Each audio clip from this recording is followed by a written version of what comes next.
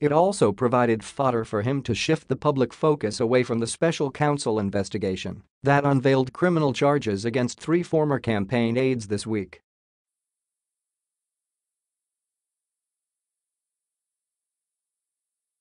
But in an interview with the New York Times on Wednesday, Trump adamantly denied being concerned about the indictments.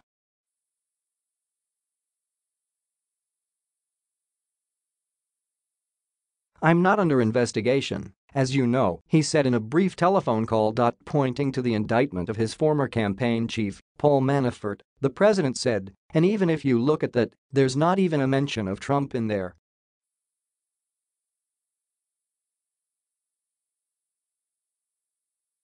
Noting that Manafort was charged with financial crimes stemming from his lobbying business, the president added, "It has nothing to do with us."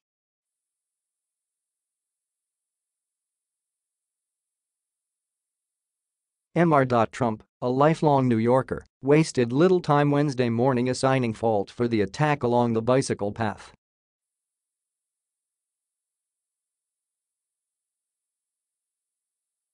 "The terrorist came into our country through what is called the diversity visa lottery program, a Chuck Schumer beauty," he wrote on Twitter.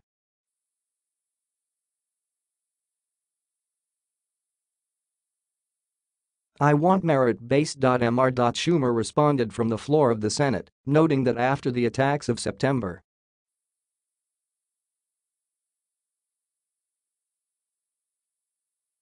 11, 2001, President George W. Bush brought Schumer and Hillary Clinton, then the other Democratic senator from New York, to the White House to demonstrate national unity.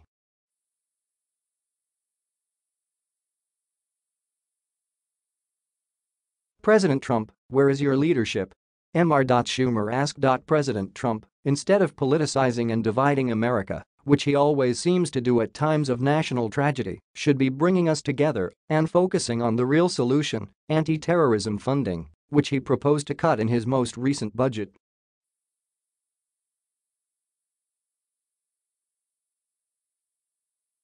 At a news conference updating the public about the attack, Gov. Andrew M. Cuomo of New York chided Mr.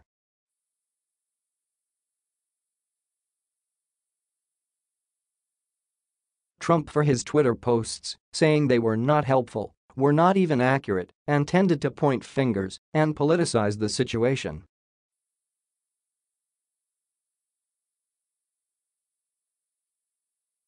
"You play into the hands of the terrorists to the extent that you disrupt and divide and frighten people in this society," said Mr.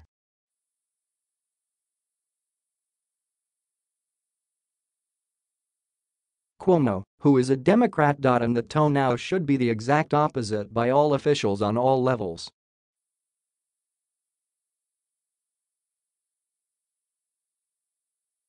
"This is about unification, this is about solidarity." At his own public appearance later in the day, Mr.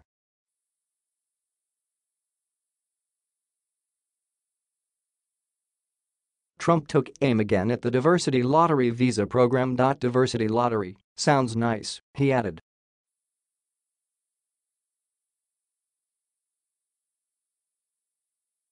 "It's not nice. It's not good. It hasn't been good. We've been against it." Responding to questions by reporters, he said he was open to transferring the suspect, Sayfullo Saipov, from civilian courts into the military system set up for foreign terrorists.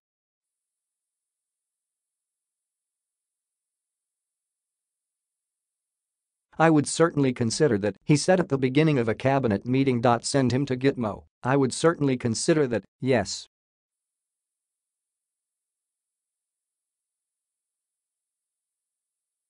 Likewise, he vowed to toughen prosecution and punishment of terrorists without specifying how.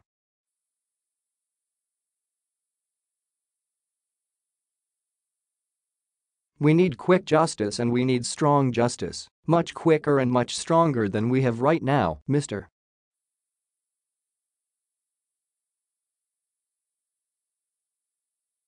Trump said. "Because what we have right now is a joke, and it's a laughingstock. No one arrested on American soil has ever been sent to Guantanamo Bay, and no one captured on foreign soil has been sent there since 2008.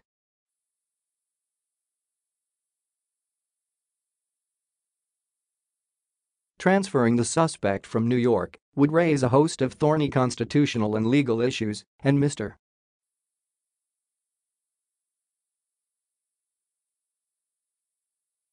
Trump seemed to be speaking off the top of his head since federal prosecutors later moved to process the suspect in civilian courts.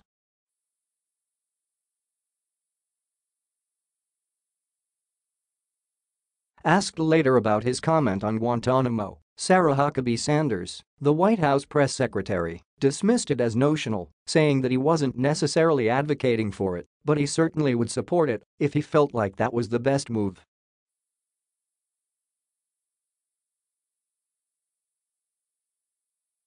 By the end of the day, the president came under criticism from conservative allies for not declaring Mr.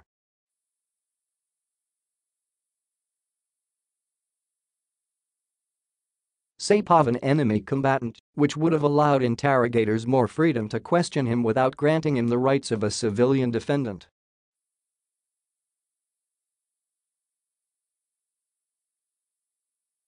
The Trump administration missed an important opportunity to send a strong message to terrorists and make America safer, said Senator Lindsey Graham, Republican of South Carolina.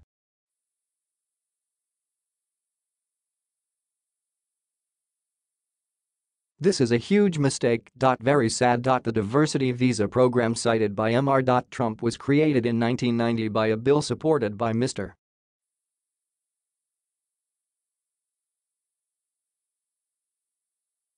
Schumer, passed by bipartisan votes and signed into law by a Republican president, George Bush.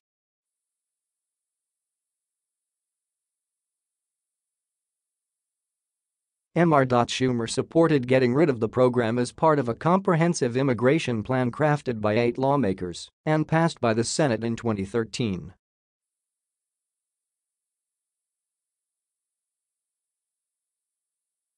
But the plan was blocked in the House by Republicans who objected to other elements they considered amnesty for illegal immigrants.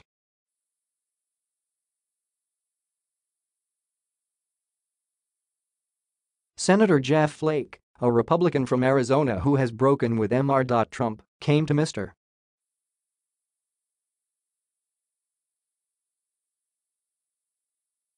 Schumer's defense on Wednesday. Actually, the Gang of 8, including Sen. Schumer, did away with the diversity visa program as part of broader reforms, Mr.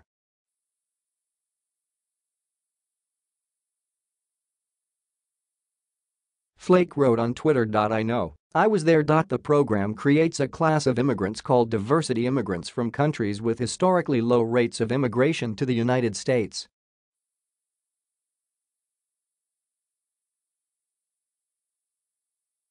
About 50,000 diversity visas are distributed annually, or roughly 5% of the total green cards issued by the United States.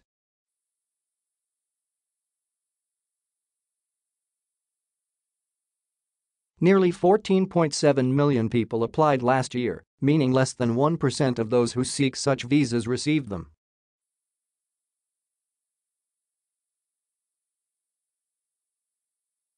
The program has been a target of conservatives, who proposed eliminating it in legislation endorsed in August by Mr.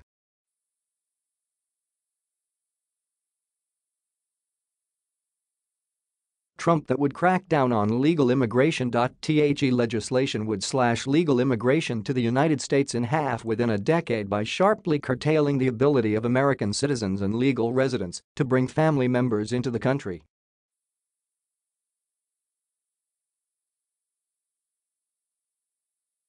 In his remarks, Mr. Trump stressed that he wanted merit-based immigration, suggesting that Mr.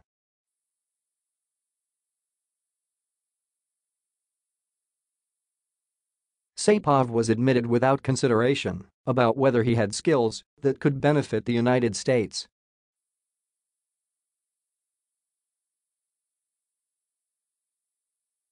In fact, the program requires applicants to have a high school education or be employed for at least 2 years in jobs approved by the State Department.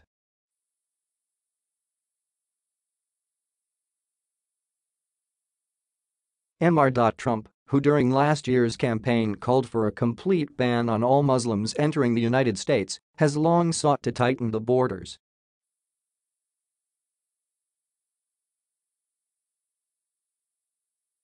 He has signed several versions of the travel ban aimed mainly at predominantly Muslim countries even as courts repeatedly intervened.